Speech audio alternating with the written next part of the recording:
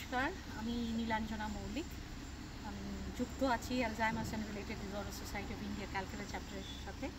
আজকে জাগৃতি ধামে এসেছি, আগেও অনেকবার এসেছি, তবে এবার এসেছিলাম ট্রেনিং সংক্রান্ত ব্যাপারে। এবং অ্যাজ ইউজুয়াল এত নেচারের মধ্যে অসম্ভব ভালো লাগে বাইরেটা, এবং ভেতরে the care, the attention that is given to each and every residence here is beautiful.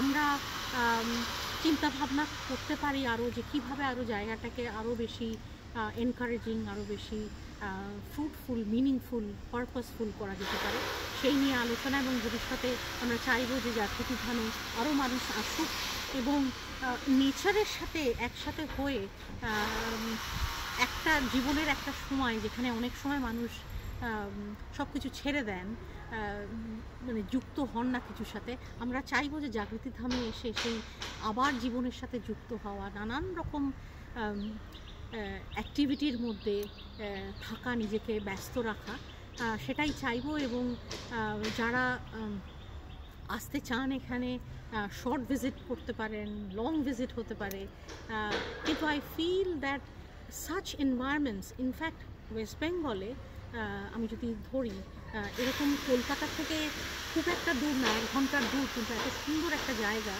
we should take full advantage of this place and ensure the quality of our life and of course the quality of life of everybody involved in this project. Thank you very much.